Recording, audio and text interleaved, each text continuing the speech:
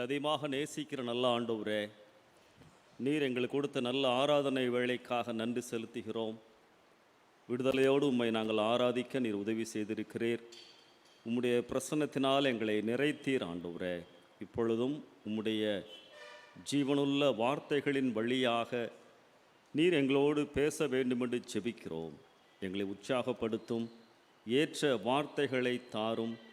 உம்முடைய சத்தியங்களை புரிந்து கொள்ள ஆவியானவர் எங்களோடு இடைபடுவீராக. இயேசு கிறிஸ்துவின் மூலமாய் ஜெபிக்கிறோம் ஜீவனுள்ள நல்ல பிதாவே, ஆமென். இம்மானுவேலராக நமக்குள் வாசம் செய்கின்ற நம் இரட்சகர் இயேசு கிறிஸ்துவின் இணையற்ற நாமத்திலே உங்கள் யாவருக்கும் என்னுடைய அன்பான வாழ்த்துக்களை தெரிவித்துக் கொள்கிறேன். ஆண்டவர் தருகின்ற சமாதானமும் சந்தோஷமும் உங்களுடைய வாழ்க்கையிலே எப்பொழுதும் காணப்படுவதாக.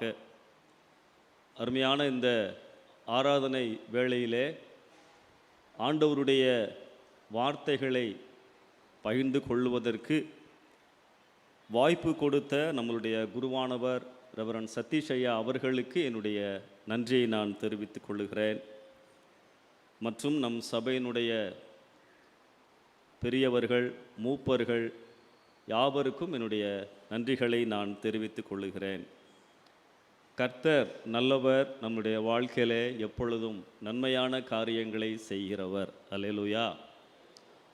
இந்த நாளிலே நாம் தியானிப்பதற்காக நம் திருமண்டலம் கொடுத்திருக்கின்ற தலைப்பு, களி கூறுங்கள், ஆண்டவர் சமீபமாயிருக்கிறார். Rejoice, the Lord is near.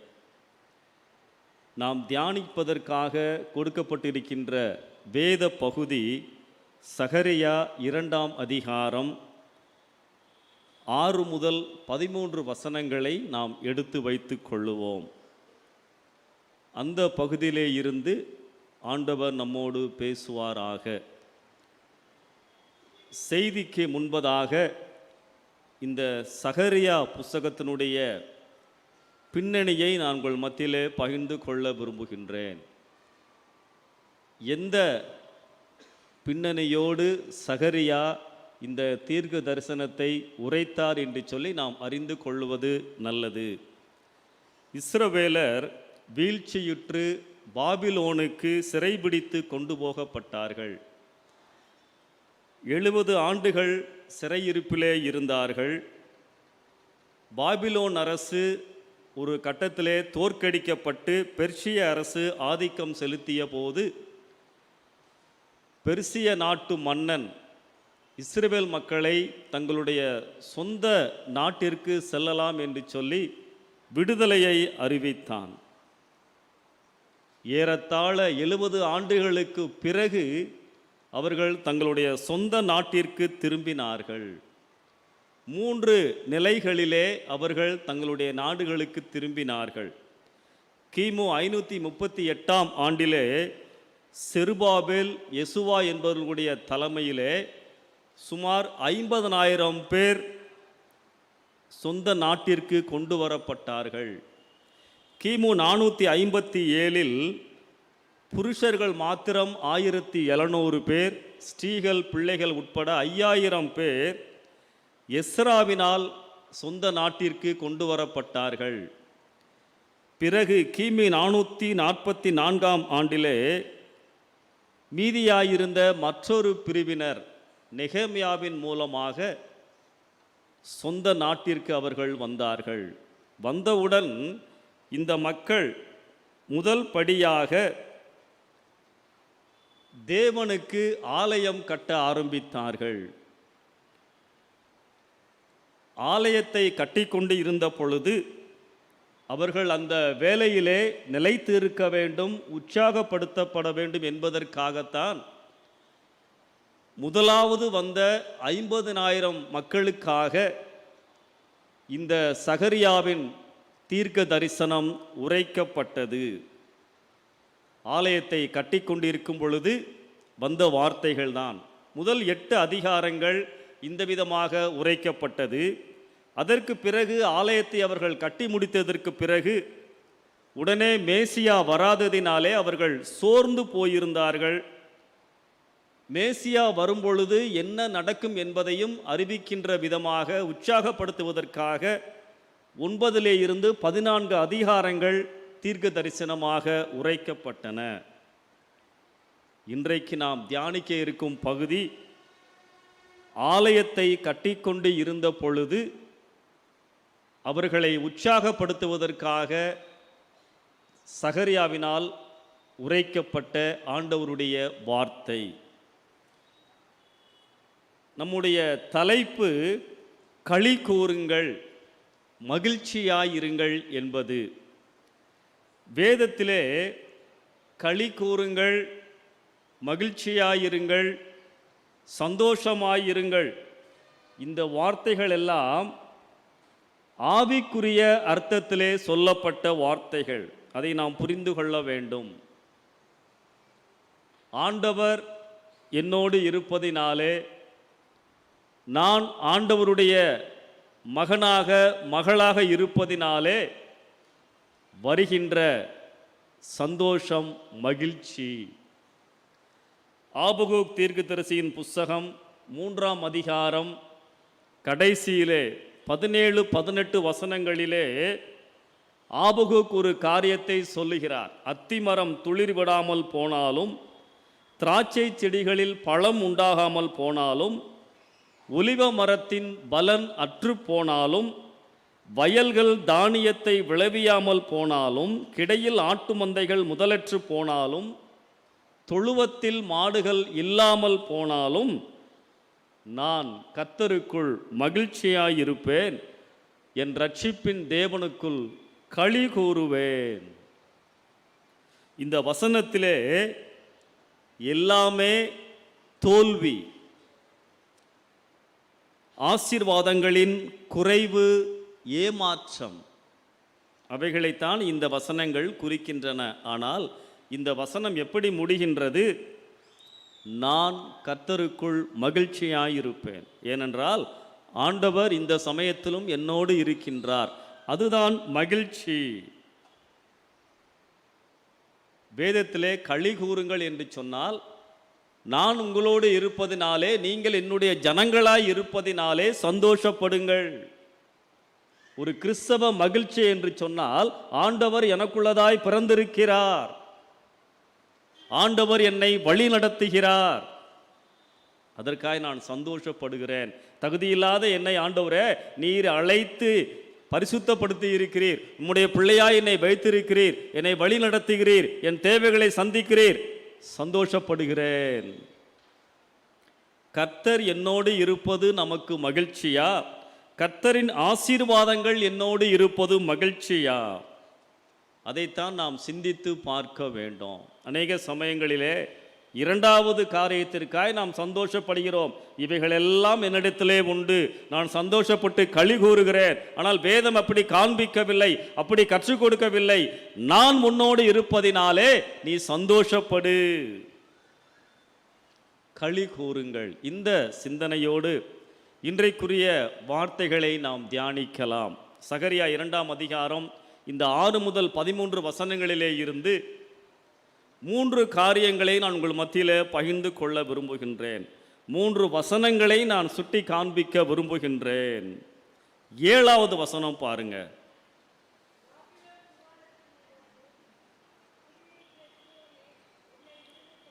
போதுமா? நன்றி. பாபிலோன் குமாரத்தினிடத்தில் குடியிருக்கிற சீயோனே, உன்னை விடுவித்துக்கொள்.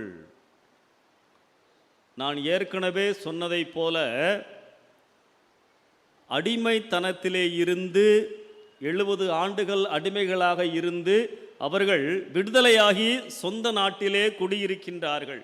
அப்பொழுதுதான் இந்த வார்த்தை வருகின்றது.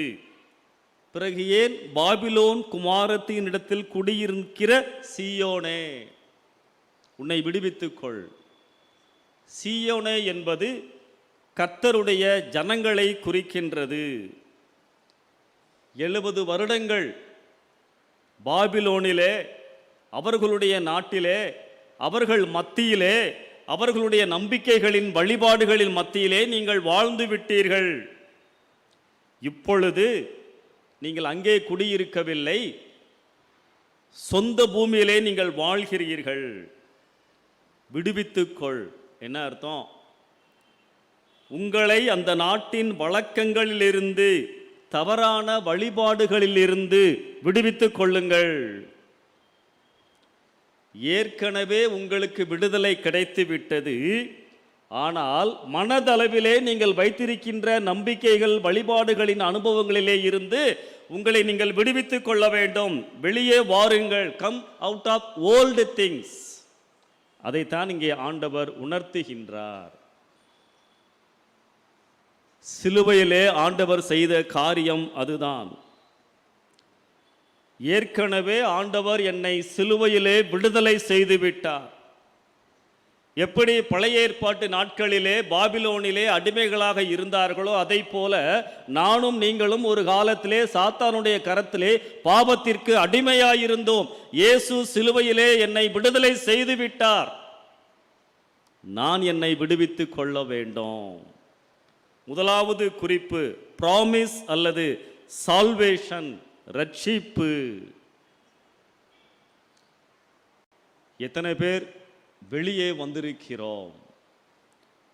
சீயோனே உன்னை விடுவித்துக்கொள். இயேசு கிறிஸ்து எனக்காய் ஏற்கனவே சிலுவையிலே மரித்து எனக்கு விடுதலை கொடுத்து விட்டார். நான் அதை உணர்ந்து வெளியே வந்திருக்கின்றேனா? கிறிஸ்மஸ் நாட்கள் இயேசு எனக்கு தந்த விடுதலையை நினைவு கூறுகின்ற நாட்கள். அவர் எனக்காய் மரிப்பதற்காய் பிறந்தார். Christmas is a festival of liberation, விடுதலையின் பண்டிகை. இயேசு எனக்குள் பிறப்பதுதான் கிறிஸ்மஸ். ஆண்டவர் ஏற்கனவே சிலுவையிலே விடுதலையை வைத்திருக்கிறார். எத்தனை பேர் இந்த உலகத்தின் காரியங்களில் இருந்து, பாவத்திலே இருந்து என்னை விடுவித்திருக்கிறோம்? அதைத்தான் ஆண்டவர் உணர்த்துகின்றார். கிறிஸ்மஸ் நாட்களுக்காய் நாம் நிறைய ஆயத்தங்களை செய்கிறோம். நிறைய அடையாளங்களை தொடர்ந்து நம்முடைய வாழ்க்கையிலே அணிந்து கொள்ள வேண்டும். அதான் கிறிஸ்மஸ். ஸ்டார் மாற்றோம். எதுக்கு மாற்றோம்? இயேசு இங்கே பிறந்திருக்கிறார் என்பதின் அடையாளம். எங்கள் வீட்டில் இயேசு பிறந்திருக்கிறார், அதான் அடையாளம். அதை நான் எப்படி அணிந்து கொள்ளுவது? உண்மையாகவே எனக்குள்ளதாய் இயேசு பிறந்திருக்கிறார், பிறப்பதற்கு நான் அனுமதித்திருக்கிறேன். குடில் எதற்காக வைக்கின்றோம்? இடமில்லாமல் முன்னணியிலே மாட்டு தொழுவத்திலே இயேசு பிறந்தார். எதை நான் நினைவுபடுத்துகின்றேன்? இயேசுவுக்கு எங்கள் வீட்டில் இடம் கொடுத்துருக்குறோம், அதான் அர்த்தம். இந்த அடையாளங்களை நான் அணிந்து கொள்ள வேண்டும். ஆண்டவரே, உமக்கும் என் வீட்டின் எல்லா பகுதிகளிலும் இடமுண்டு, என்னை விடுவித்துக் கொள்ள வேண்டும். பண்டிகை என்றாலே வேதத்திலே விடுதலையின் உணர்வோடு கொண்டாடப்படுகின்ற பண்டிகை. பழைய ஏற்பாட்டிலே பஸ்கா பண்டிகையை ஏன் ஆண்டவர் ஒவ்வொரு வருடமும் நினைத்து கொண்டாடச் சொன்னார்? நீங்கள் அடிமைகளாக இருந்தீர்கள், எகிப்திலே அடிமைகளாக இருந்து கானானுக்கு நீங்கள் விடுதலையாகி விட்டீர்கள். அந்த நாளை நினைவு கூறும்படியாக நீங்கள் கொண்டாட வேண்டும். கிறிஸ்மஸ் பண்டிகை பாவ நிலையிலே இருந்து பரிசுத்தம், சாத்தானின் கரத்திலே இருந்து இயேசுவின் கரத்துக்குள்ளதாய் நான் வந்திருக்கிறேன். இயேசு என்னை விடுவித்திருக்கின்றார். திருச்சபையே, உன்னை விடுவித்துக்கொள். அதைத்தான் காலையிலே ஆண்டவர் உணர்த்துகின்றார். பாபிலோனிலே நான் இருக்கவில்லை, ஆனால் இயேசுவின் கரங்களுக்குள்ளதாய் நான் இருக்கிறேனா?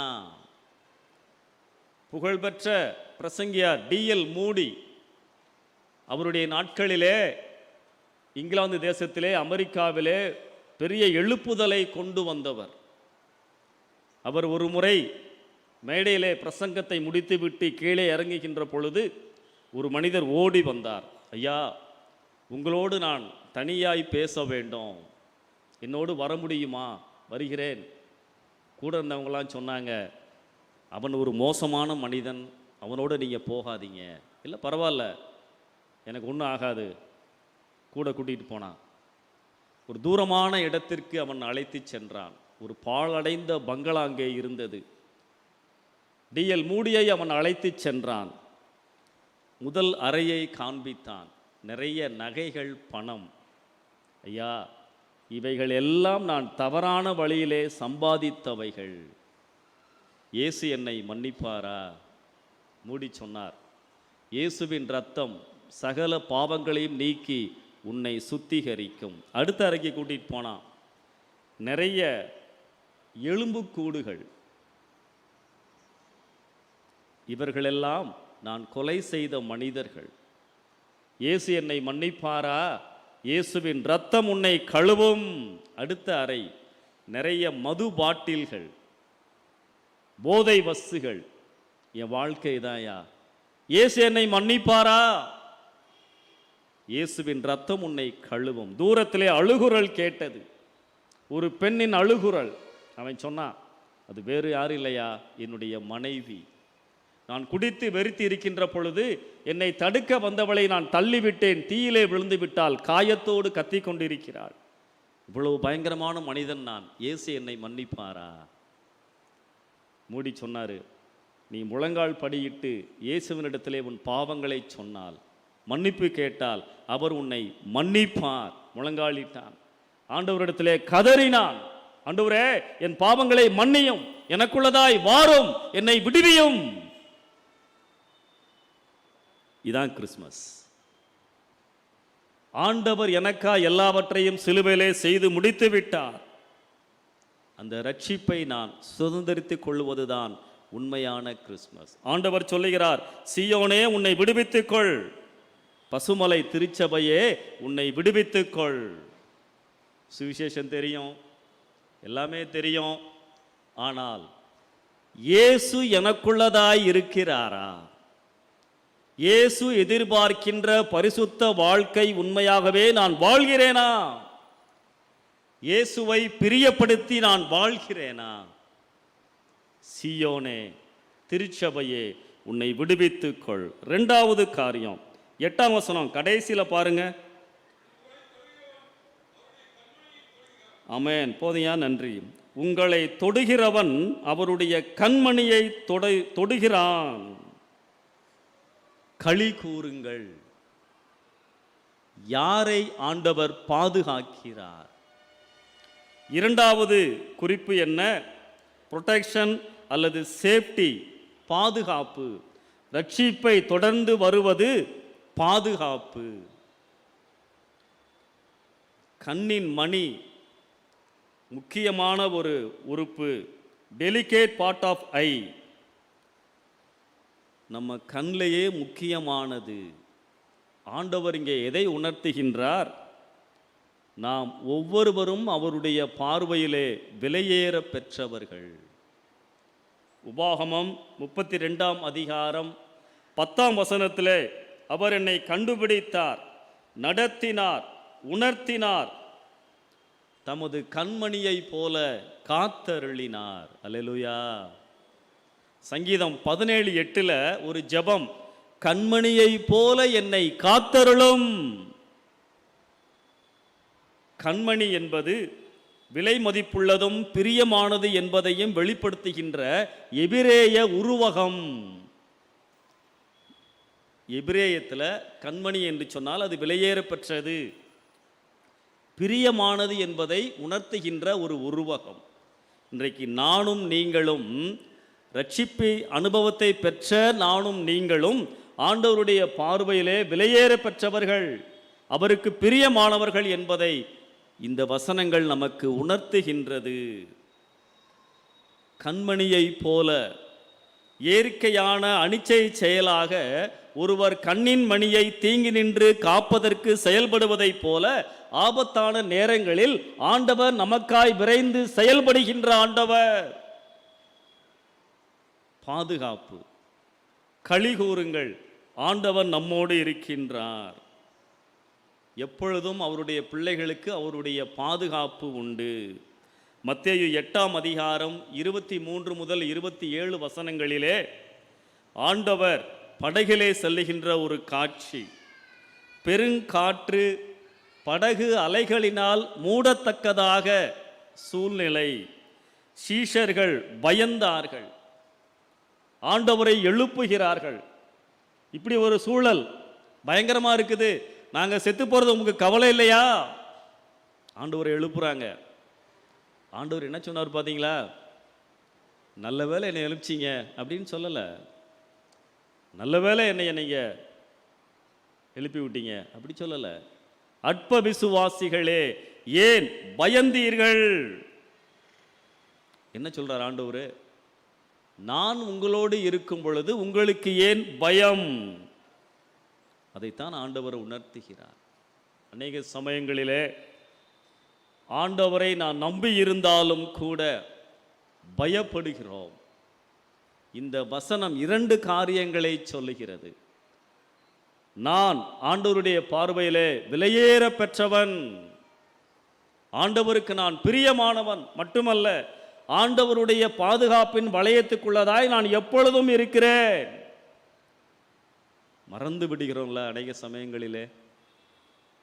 ஆண்டவர் கண்ணின் மணியை போல என்னை பாதுகாக்கின்ற ஆண்டவர். இந்த வருஷம் முழுவதும் நடத்தினவர் புதிய வருஷத்திலும் நம்மை நடத்துவார். அல்லேலூயா. ரட்சிப்பு, பாதுகாப்பு. 3வது காரியம் 10வது வசனத்திலையும் 11ஆம் வசனத்திலையும் ஒரு வார்த்தை வந்திருக்கின்றது. இதோ நான் வந்து உன் நடுவில் வாசம் பண்ணுவேன், நான் உன் நடுவில் வாசமாயிருப்பேன். பிரசன்ஸ், ஸ்டேயிங் வித் யூ, உடன் இருப்பு. இங்கே ஆண்டவர் ஒரு நித்தியமான ஒரு வாக்குத்தத்தத்தை நமக்கு சொல்லுகிறார். நான் வந்து உன்னோடு இருப்பேன் என்றல்ல, நான் வந்து உன் நடுவில், உன் வாழ்க்கையின் நடுவிலே, மையத்திலே நான் இருக்கிறேன். ஒரு முக்கியமான வார்த்தை இல்லையா? உற்சாகமான ஒரு வார்த்தை. ஆண்டவரின் பிரசன்னம் யாருக்கு? களிகூறுங்கள், ஆண்டவன் நம்மோடு தங்குகின்ற ஆண்டவர், எப்பொழுதும் என்னோடு இருக்கின்ற ஆண்டவர். காலையில் ஜெபிக்கிறோம், இரவில் ஜெபிக்கிறோம், ஆலயத்துக்கு வர்றோம், ஜெபிக்கிறோம். அப்போதான் நம்ம என்ன நினைக்கிறோம்? ஆண்டவர் நம்மோடு இருக்கிறார். மற்ற நேரங்களிலே மறந்து விடுகிறோம். ஆண்டவர் சொல்லுகிறார், I am always with you, எப்பொழுதும் நான் முன்னோடு இருக்கிறேன்.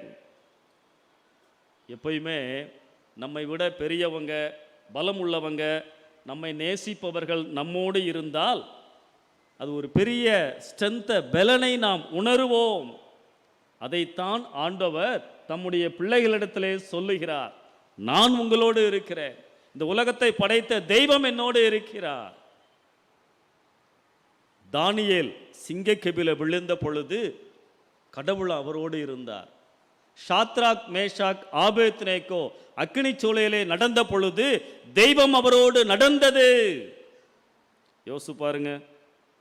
இந்த சம்பவத்திற்கு பிறகு தானியேலோ அந்த 3 வாலிபர்களோ என்ன உணர்ந்திருப்பார்கள்? அதற்கு பிறகு அவளுடைய வாழ்க்கையிலே ஏதாவது ஒரு கஷ்டமோ பிரச்சனையோ வந்தால் சிங்கக்கெபிலையே விழுந்தாச்சு, அக்கினி சூளைக்குள்ளேயே போயிட்டு வந்தாச்சு. அப்பொழுதெல்லாம் என்னோடு இருந்த ஆண்டவர் இந்த சூழ்நிலையிலாய் என்னை கைவிடுவார். அல்லேலூயா. இந்த உணர்வைத்தான் ஆண்டவர் கொடுக்க விரும்புகிறார். நான் உன்னோடு இருக்கிறேன், உன்னை பார்த்து கொண்டுதான் இருக்கிறேன். இந்த கிறிஸ்துமஸ் நாட்களிலே அதைத்தான் ஆண்டவர் சொல்லுகிறார். மத்தேயு 1ஆம் அதிகாரம் 23ஆம் வசனத்திலே அவருக்கு இம்மானுவேல் என்று பெயரிடுவார்கள். இம்மானுவேல் என்பதற்கு சொல்லுங்க, தேவன் என்னோடு இருக்கிறார். அல்லேலூயா. களி கூறுங்கள், ஆண்டவர் என் கூட இருக்கிறாரு. ஆண்டவர் என் கூட இருந்தா அவருடைய காரியங்கள் எல்லாம் என்னோடு. மத்தேயு 6ஆம் அதிகாரத்தில் சொல்றார் இல்லையா, முதலாவது தேவனுடைய ராஜ்யத்தையும் அவருடைய நீதியையும் தேடுங்கள். அடிக்கடி நாம் நினைவு கூறுகின்ற ஒரு வார்த்தை. அப்பொழுது இவைகள் எல்லாம், எவைகள் முன்னாடி போட்டிருக்கோம் இல்லையா, எண்ணத்தை உடுப்போம், எண்ணத்தை உண்போம், பேசிக் நீட்ஸ், அடிப்படை தேவைகள் இவைகள் எல்லாம் கூட கொடுக்கப்படும். அல்லேலூயா. ஆண்டவன் நம்மோடு இருக்கின்றார்.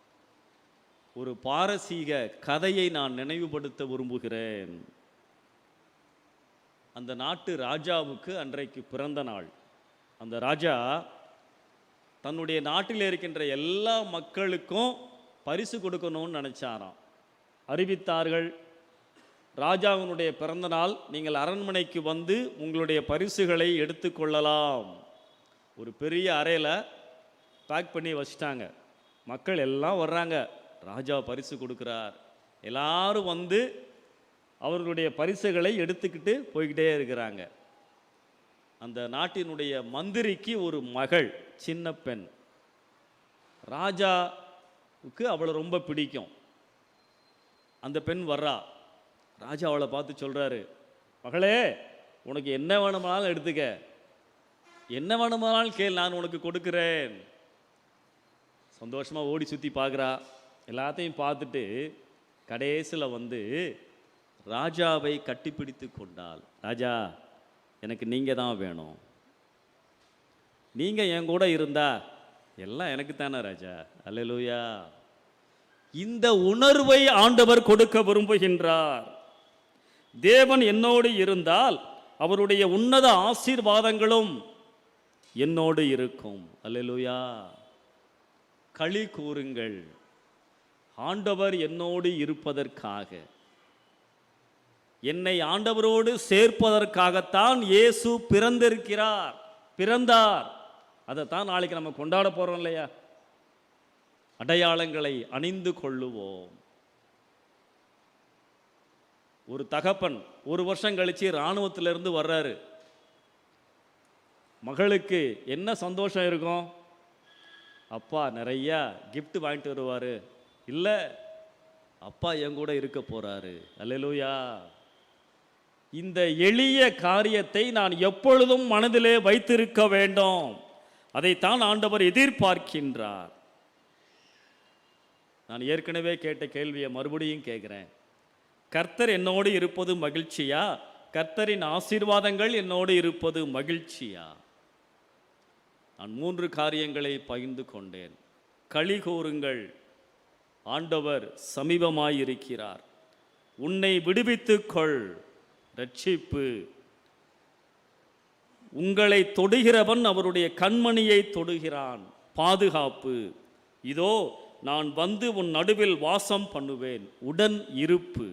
அன்பானவர்களே, இந்த நாட்களிலே குறைவுகள் இருக்கலாம், வேதனைகள் இருக்கலாம், பதில் வராத ஜெபங்கள் இருக்கலாம். எதுவாயிருந்தாலும் களி கூறுங்கள். ஆண்டவருக்கு தெரியாமல் உங்கள் வாழ்க்கையிலே எந்த ஒரு காரியமும் நடைபெறாது. அவர் அதை அனுமதிக்கவும் மாட்டார். ரட்சிப்பார், பாதுகாப்பார், பலப்படுத்துவார். இந்த நம்பிக்கையோடு இயேசு பிறந்த பண்டிகையை கொண்டாடுவதற்கு நாம் ஆயத்தப்படுவோம். கர்த்தர் உங்களை ஆசீர்வதிப்பாராக. ஜெபம் செய்வோம். கர்த்தரிடத்திலே நம்மை அர்ப்பணிப்போம். 3 காரியங்களை நான் பகிர்ந்து கொண்டேன். சீயோனே, உன்னை விடுவித்துக்கொள். ஆண்டவர் சிலுவையிலே முடித்த காரியங்கள் உன் வாழ்க்கையில் நடைபெற வேண்டும், முடிந்திருக்க வேண்டும். நீ ஆண்டவருடைய பார்வையில் விலையேற பெற்றவன். அவர் உன்னை பாதுகாக்கின்ற ஆண்டவர் மட்டுமல்ல, உன் நடுவிலே ஆண்டவர் இருக்கிறார். இடம் கொடுப்போமா? ஆண்டவரே, நீ என் வாழ்க்கையின் நடுவில் வாரும். You should be my centre of attraction. வாழ்க்கையில் இயேசுவை ஓரத்துலலாம் வைக்காதீங்க, வெளியெல்லாம் வைக்காதீங்க, அறையின் மூலையில் வைக்காதீங்க. நடுவில் தங்க விரும்புகிறார். நேசிக்கிற நல்ல ஆண்டவரே, ஜீவனுள்ள உம்முடைய வார்த்தைகளுக்காக நன்றி செலுத்துகிறோம். சகரியா 2ஆம் அதிகாரத்தின் வழியாக நீர் உணர்த்தின ஆவிக்குரிய உண்மைகளுக்காய் சோத்திரம். எங்களை விடுவித்துக் கொள்ள ஆவியானவர் பலன் தாரும். உம்முடைய பார்வையில் நாங்கள் வெளியேற பெற்றவர்கள் என்பதை ஒவ்வொரு நாளும் நாங்கள் மறந்து விடாமல் இருக்க உதவி செய்யும். நீர் எங்களோடு எப்பொழுதும் இருக்கிறீர் என்ற உணர்விலே நாங்கள் வாழ உதவி செய்யும். உடைய கரத்தில் எங்களை அர்ப்பணிக்கிறோம். இயேசு கிறிஸ்துவின் மூலமாய் ஜெபிக்கிறோம் ஜீவனுள்ள நல்ல பிதாவே, ஆமென்.